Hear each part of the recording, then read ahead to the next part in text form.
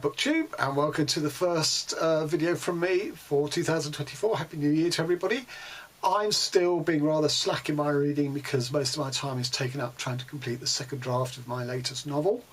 So in lieu of that, I thought I'd do something rather different because I was watching Eric Carl Anderson's reading goals 2024, and he broke them down to three categories, one of which was what he does around books. So he has a blog, and one of the things he does is that he makes notes, he writes down notes about books as he's reading them, so that he can construct, his essays, for want of a better word, on books in his blog. But as part of that, he says he also writes down words that he doesn't know, that are unfamiliar to him, that he discovers in these books, which is something I've always done because I'm a collector of words. I love words. I'm on the lookout for words to use in my own writing, because I find the English language frustratingly imprecise, particularly when describing actions, gestures, or certain descriptive features, which is why we have to resort to metaphor, because the words don't exist, so we have to describe the effect we're trying to portray through the use of something akin, something like it, something to suggest it. So I've always collected words. I've never felt, as some people have complained, that it drags me out of the reading experience. I don't think I could go as far as Eric and make notes on the books as I'm reading them, which is why my book review videos on BookTube are always off the cuff, and why I forget half the stuff that I wanted to say while I was reading. But that's just the way it is. I feel I would lose and sacrifice too much of the reading rhythm to sit down and break away and write notes. But I will never not look up a word that I'm unfamiliar with. And then I sort of recalled that the way I do it, I don't write it down in a notebook. I use a community thread on Goodreads for a community that's no longer active, but I've kept going, posted to this one thread about where we used to introduce into the thread words we discovered that were new to us, and people would comment whether they'd come across it before or whatever. So I'm the only person posting to this for the last, 2, 3, 4 years, whatever. But I found that it's now serving as a record of all these words that I'm now collecting, because I can just go back and refer to it, which is what I'm going to do today. I'm just going to read a couple of pages of this thread's words that I've inserted there as a reminder or as a record. As I say, some of the words I look to use in my own writing because they offer a bit more precision. I would say that one of the original group was a doctor, so a lot of these terms come up in medicine and pharmacy and chemistry, and she was always really good at sort of bouncing off about those. A lot of these words come from sort of ancient Greek, and I really regret not studying Greek at school. I studied Latin, but I really wish I'd studied Greek, because it seems to me it's a language capable of greater sort of philosophical thought than Latin. So there are far more Greek words that are new to me than there are Latin-based words. Anyway, so let's give it a try. Unfortunately, I wasn't very disciplined about where I'd come across which books I'd come across these words, which I do berate myself for, and I must get better at that. So the last post I made was April 2023, and the word was prosopagnosia. Prosopagnosia, and it's a noun, and it means an inability to recognise faces, which is something that late great Oliver Sacks would have studied, no doubt. And it's a brilliant concept. I don't think I have yet come across a way that I could use it, but it's a wonderful word. Next word, altricial. Altricial. This is a zoological term from 1870 to 75, somewhere around then, and it means helpless at birth or hatching and requiring parental care for a period of time. And the opposite of that, where newborn creatures are left to fend for themselves, is precocial. So, you know, a lot of animals are obviously altricial, including human beings, of course. We are born as helpless babies and need a lot of parental care for a long period of time. Altricial. The next one is, yes, sesquipedalian. Sesquipedalian. Sesquipedalian. The adjective is sesquiped. I can't even say this word. Sesquipedal. And it means given to using long words containing many syllables. So if you're the type of person who uses the word sesquipedal, which I'm not, in the sense I've never used that word, you yourself are sesquipedalian.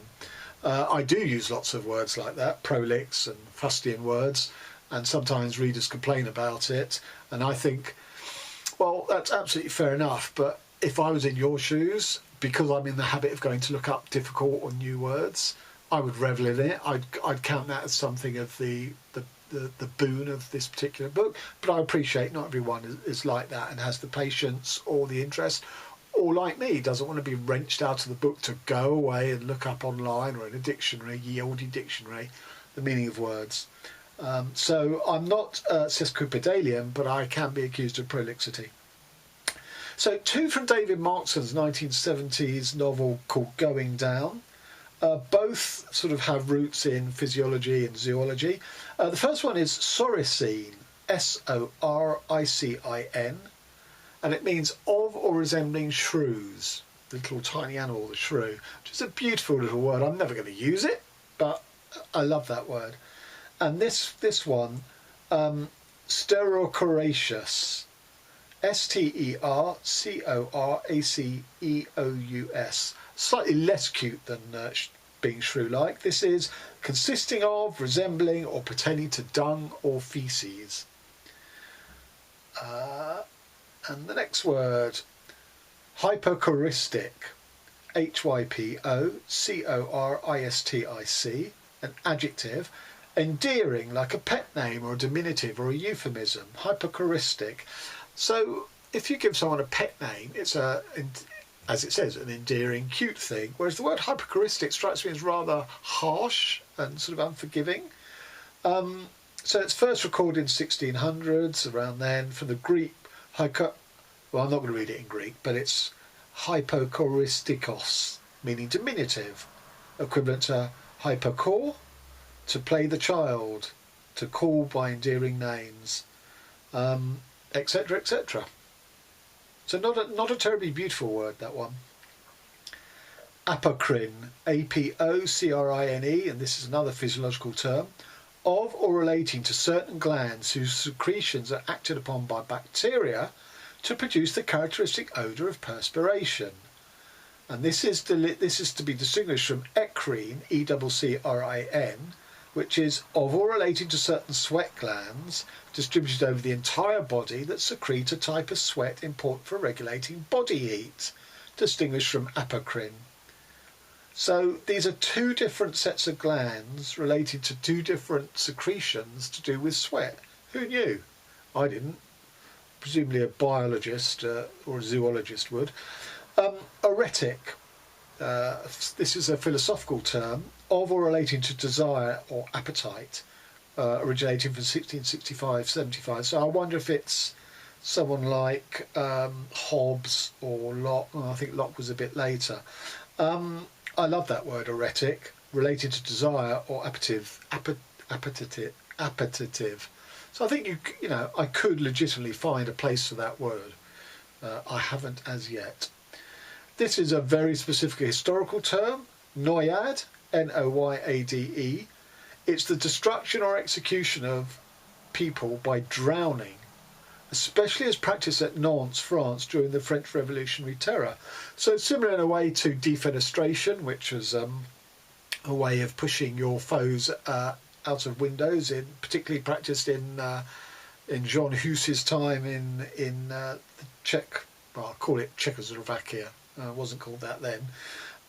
This is a particularly French way of offing your revolutionary enemies.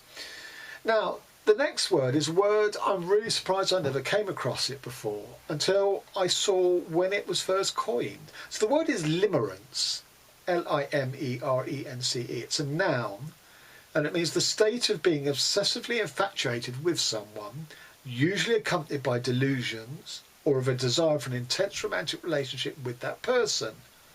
Her limerence lasted for around 3 months before she actually met him. Now, this word seems so apposite in our sort of online internet dating age. I was amazed that I hadn't come across it or some other word that meant the same before, but limerence was first recorded in 1975. We don't know its exact coinage. It's coined by Dorothy Tenov, who's an American psychologist. So I was amazed that I never come across either this word or whatever other word I might imagine would mean, you know, sort of an obsessive romantic infatuation that's not really built on any kind of reality. Stalkers, for example, would demonstrate limerence.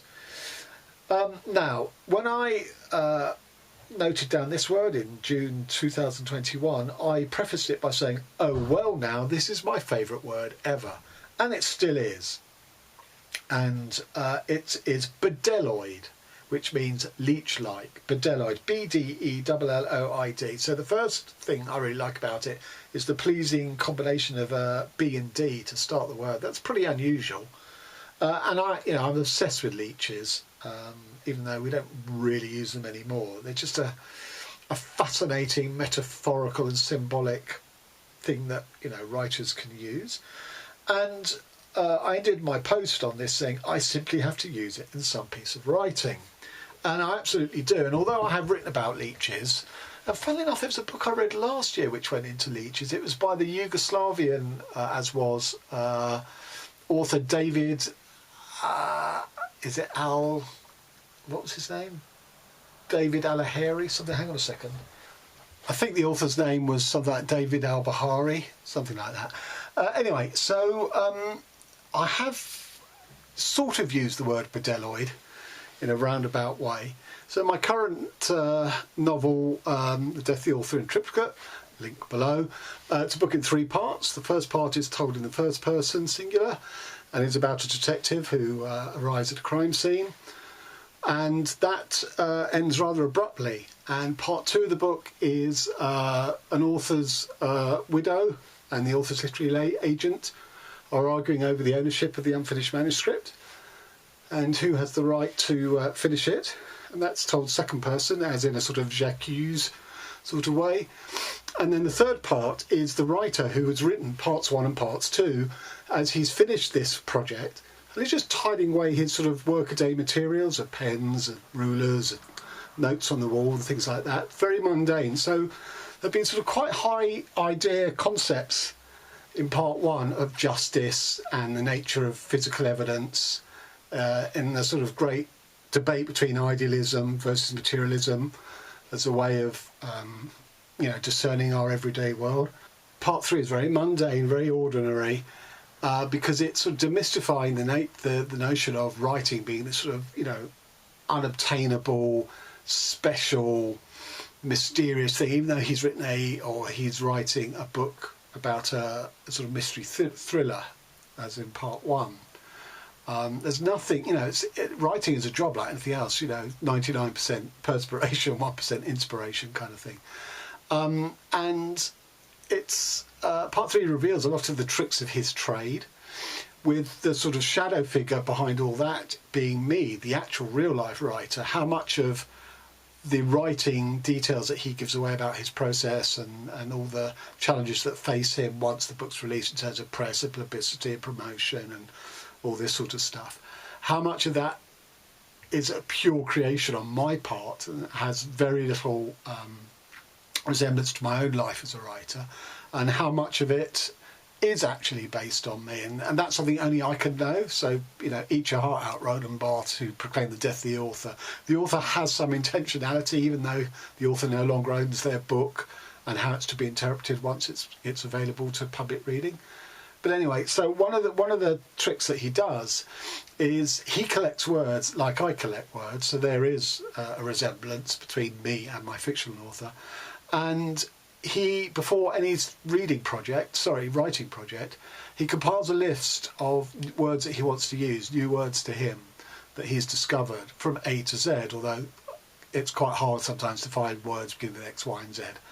And he tries to use as many of these as possible. Now, I don't do that, secret, but the writer character in the book does. Anyway, for the entry for B, it's bedeloid. So that's how I sort of inserted and used the word, even though it's not in the text of the rest of the book.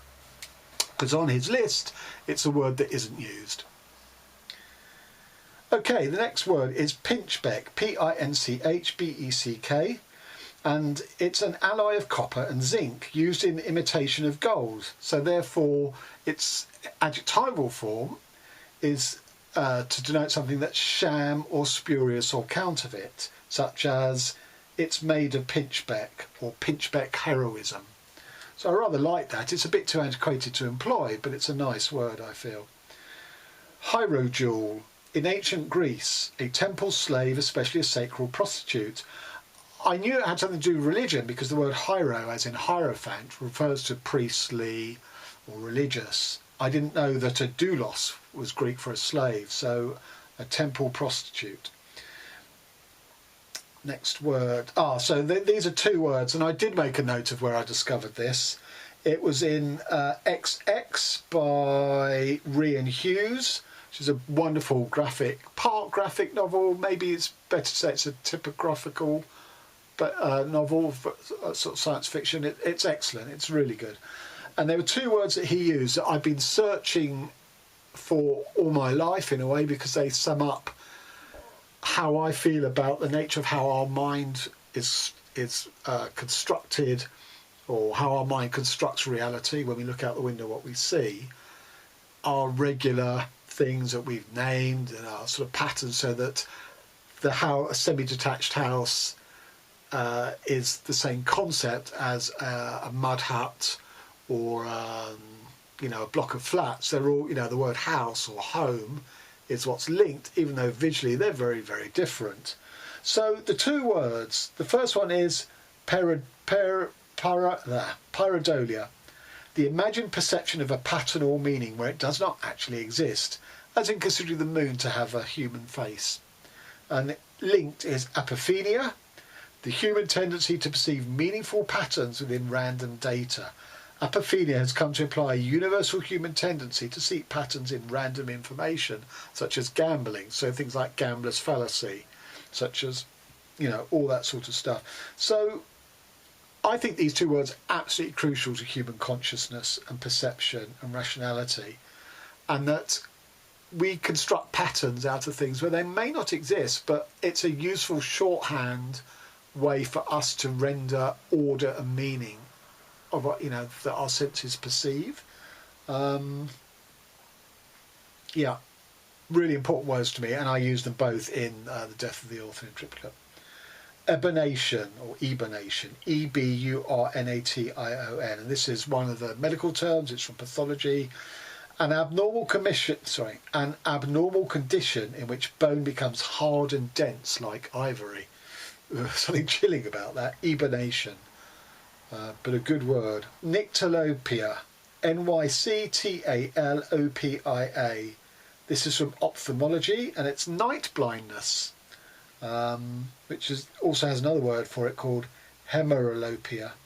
And apparently this was first applied when discussing Goya's art after his breakdown, whether his painting was influenced or determined by his by having nyctalopia.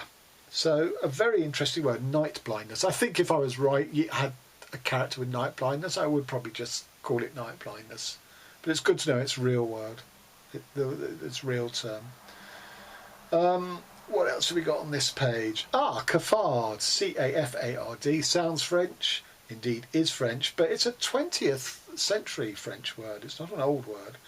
And it means a feeling of severe depression, as in, he's in a sort of slough of despond or whatever. Its actual etymological French derivation means a cockroach or a hypocrite, which seem to be two rather different sort of meanings from each other, cockroach and hypocrite, and further removed from depression. Apparently Baudelaire used it, which in the original sense of cockroach and stuff, and hypocrisy. I haven't read it. I've got a link to it. I've never bothered to track it, pursue it down. Cafard, a feeling of severe depression. So there's a sort of a disjuncture there between what it's come to mean in its use in the 20th century and what its etymological and literary roots were 4 centuries before. Is it 4 centuries? No. Well, I suppose probably when Baudelaire was writing, rather than going back to the 1600s. Degringolade, D-E acute, Gringolade. Obviously with the acute accent that tips you off that it's French, and it means a quick deterioration or breakdown as of a situation or a circumstance. So it's sort of a catastrophe or a crisis. Degringolade, I rather like that, haven't used it. Askesis, Askesis, Greek obviously. Strict self-discipline or self-control as for religious or meditative purposes. Askesis. But again, the word as has come down to us is not from the original Greek. It's from 1870 to 75, meaning exercise or training. If you go back to the original ancient Greek, it's a variant stem of askein, to practice or train, presumably by the Greek hoplite soldiers. Another Greek word here is kothornus, Cothurnus, kothornus. So this is a grave and elevated style of acting and tragic acting and tragedy, as befits, ancient Greek drama. It has a second meaning though, a buskin, buskin, because the Greek word kothornus, which is spelt with a K rather than a C, as has come down to us, is a buskin, which is a type of boot worn by tragic actors in heroic roles. So from the outfit, or part of the outfit of a tragic actor in Greek drama, we have come to a style of acting, which is this sort of elevated, tragic acting. Don't forget, the Greek actors wore masks. But the word buskin itself is a thick-soled lace boot or half boot, also called the kothornus, the high thick-soled shoe worn by ancient Greek and Roman tragedians. Buskins are stockings decorated with gold thread worn by a bishop at the pontifical mass. And again, tragic drama, tragedy, and the art of acting, especially tragic acting. So I just found that chain very interesting. Rupestral, Rupestral, composed of or inscribed on rock, such as the rupestral drawings in the caves of northern Spain. And a word where I did make a note of where I came across it, it was from Nabokov's Penin. It's vagitus, Vagitus, which sort of suggests it's of the genital area, but it isn't at all. It's the newborn baby's first cry, presumably whether the midwife has to slap the child or not. And vagitus is a word I've definitely used in The Death of the Author in Triplicate. So I don't know how long this has been going on for. I'm going to go back one page. We have 1,480 entries, something like that, in this thread. Clearly I'm not going to do all of them. But let's just see where we get to before everybody logs off. Okay. So I've got here, this is 2019. Thanks to Dubravka Ugresic, I just learned the word lorgnon, Lorgnon, is another word for the pince-nez spectacles or the opera glasses, lorgnon. And that was from her novel Fox. Sadly, Dubravka Ugresic died last year. This is quite an interesting one. It's partly suggested by its prefix, grisaille, Grisaille, a monochromatic painting in shades of grey, a work of art as a painting or stained glass window exercised in grisaille. Obviously, gris in French is grey. I also learned the word vernissage, which is apparently the art exhibition. It's the evening before, when you invite selected guests to come and view the paintings. It's called a vernissage. Haustillum, a noun, plural haustella. In certain crustaceans and insects, an organ or part of the proboscis adapted for sucking blood or plant juices. Dating from about 1810 to 1820. It's a diminutive of the Latin word haustrum, which is a scoop on a water wheel, equivalent to haus, H-A-U-S, which is a variant stem of haurera, to scoop up and draw, and trum, a suffix for instrument, a suffix of instrument. I use the word haustillum in reference to butterflies, which form part of the symbology of the crime scene that the detective has to try and solve in part one of The Death of the Author in Triplicate. Okay, oh my goodness, how to pronounce this one? Oh yeah, exequy. It's a noun, plural exequies, E-X-E-Q-U-Y. Usually exequies in plural. They're funeral rites or ceremonies, obsequies, a funeral procession. So this has quite an old dating, must come from Latin, I suspect. 1350 to 1400. Literally a train of followers, equivalent to ex, secu, which is to follow, and ei, which is the feminine plural, exequies. And in a future work, which is a collection of short stories, one of the sections by which I group together the stories I'm going to call Love and Sexequies. So exequies, but just with an X in front of it. Legerity, L-E-G-E-R-I-T-Y, physical or mental quickness, nimbleness, agility. Sounds like celerity, which is a word that means speed and rapidity, but this is specific to thinking. From the Middle French, 1555 to 65, légérette, equivalent to légère, which means levity. Used by John Updike when his character Buchanan considers his approaching death. Quote, dying, I discover, is rather like dancing, and not unlike diplomacy. Legerity and tact are paramount. Decubitus, a noun, plural is the same, interestingly, decubitus, again, medical term. Any position assumed by a patient when lying in bed. Related words to recline, reclination and recumbency. Dates from 1865 to 70. Variant stem of decumbere, to lie down, to take to one's bed. You've got all those sort of related words like recumbent, encumbered, all those sorts of things. And the root of that is cubare, to lie, as in lie down, not to teleporky. So this is from Freshwater by Kwekwe. Keloid, an abnormal proliferation of scar tissue, as on the site of a surgical incision. That is a word I've taken to using as much as possible. It's a rather wonderful word, but I didn't discover it until 2019, thanks to Kwekwe. Mucronate, having an abruptly projecting point as a feather or a leaf. Origin of mucronate, from New Latin. Mucronatus means pointed, equivalent to mucron, which is the stem of mucro, point or edge. This is kittle, and this is a British dialect word. It's a verb used with an object, to tickle with the fingers, agitate or stir as with a spoon, to excite or rouse a person, especially by flattery or strong words.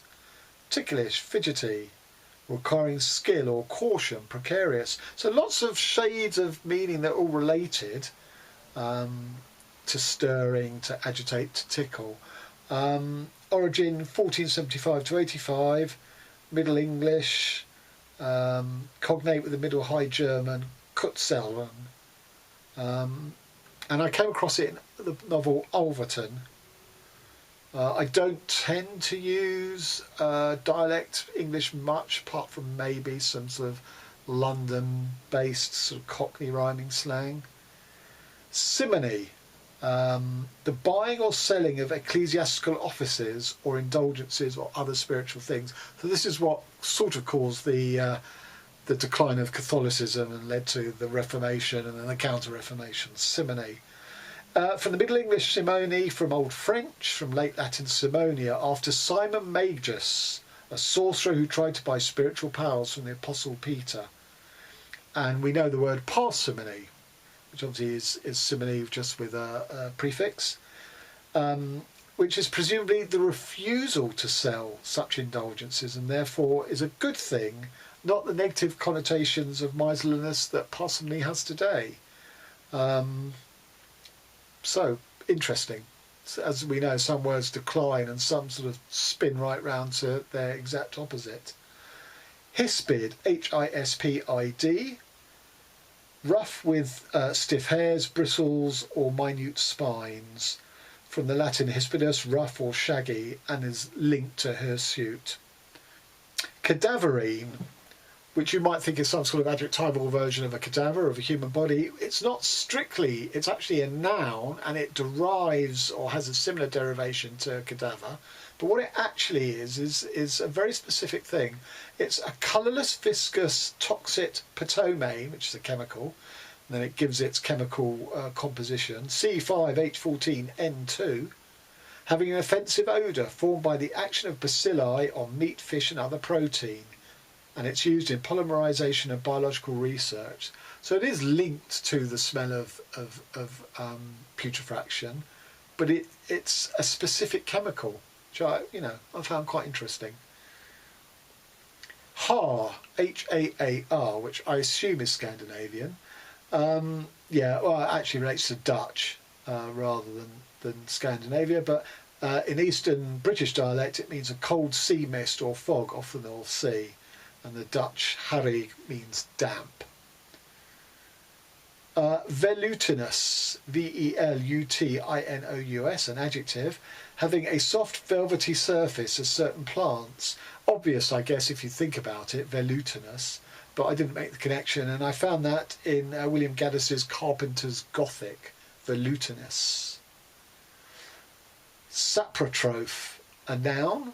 Any organism, especially a fungus or a bacterium, that lives and feeds on dead organic matter, also called a saprobe or a saprobiont. So it's saprotroph. Interesting. Oh yes, this is a word. Agalactus, Agalactous. If you think about the word lactus, as in lactate, it's obviously something to do with milk, but agalactus, the prefix in front of it, means lacking milk to suckle with. And I came across that delightful word in Jonathan Mead's short story collection called Filthy English, where he used it to describe a gay hangout in Morocco in the 1950s. And what he determined in the story was a fag hag who he described as agalactus, barren and twice married. Faticidal. No, not faticidal. Fatidical. There's no I before the AL. I'm just going to fatidical. Fatidical. Very simply, although rare, means prophetic. From the Latin fatidicius. No, I'm not getting this right. Keep putting an extra I in. From the Latin fatidicus, from fatum, as in fate, of course. So some of these words, if you really think hard, you can sort of work out their meaning. You can get the context. You don't have to, resort to a dictionary. But probably the time it takes you to work it out, you may as well have gone to a dictionary and saved that time. Just a couple more. Alexia, not the name of a sort of intelligent help online digital help thing. It's from pathology, a neurological disorder marked by a loss of the ability to understand written or printed language, usually resulting from a brain lesion or a congenital defect. Origin 1875 to 80, from lexis, which is Greek for speech, and lexicon, obviously.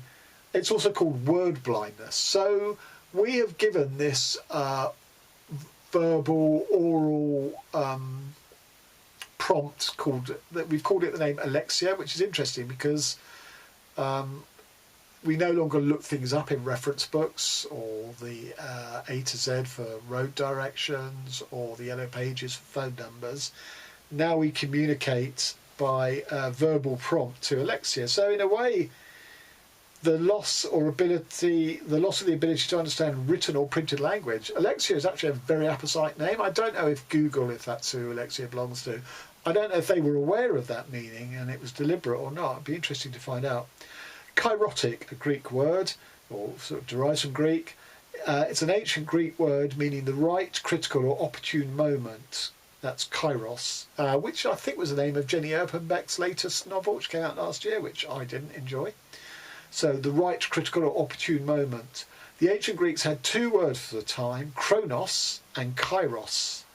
The former refers to chronological or sequential time, while the latter signifies a proper or opportune time for action.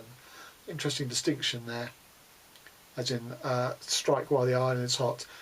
This is another word that you probably could have figured out for yourself, ensorcel, ensorcell, to bewitch, as in sorcel, sorcery. But ensorcel is a rather poetic, literary, lyrical word, I think.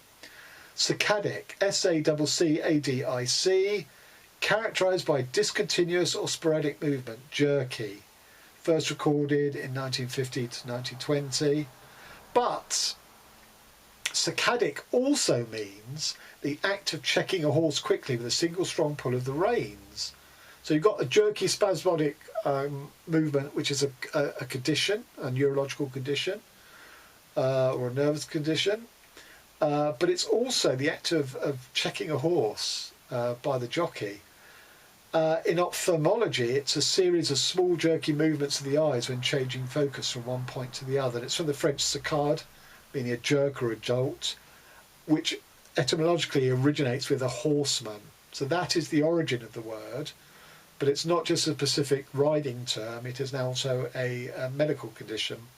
This is another medical word, intussuscept, I-N-T-U-S-S-U-S-C-E-P-T, intussuscept. It's a verb to take within as one part of the intestine into an adjacent part, invaginate. And its origin 1825 to 35, back formation from intussusception.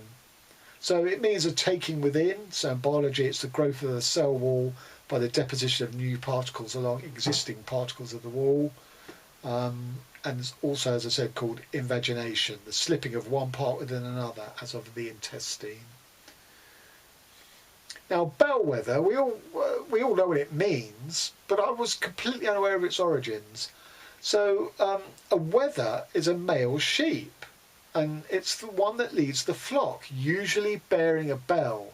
So if the sheep aren't looking, they can at least hear the bell of their leader. So a bellwether is the sheep that leads other sheep. So a bellwether is any person or thing that assumes the leadership or forefront, as of a profession or an industry, such as Paris is the bellwether of the fashion industry. A person or thing that shows the existence or direction of a trend, or a person who leads a mob, mutiny or conspiracy, or the like, a ringleader, which is weird because bellwether is always seen either as a positive thing, the leader, the one out front, or as a measurement thing. But no, this is a negative connotation of the guy who leads a mob or mutiny or conspiracy. Interesting. I really like the fact I didn't know the origin of that word. And I think I'll make this the last one. This is goetic, G-O-E-T-I-C, an adjective, relating to witchcraft. And it was used by an indie writer. So that's just a sample. If you enjoyed that and you'd like another, so I've got 30 pages of this. They're not all my words, so the rest of the community have contributed. But going back to 2018, when I've stopped here, I was still the only one contributing. But if you're interested in more of that, it's easy enough for me to do. I just put up the webpage on Goodreads. So thanks very much. Hopefully the next one will be a review of some books. Till next time.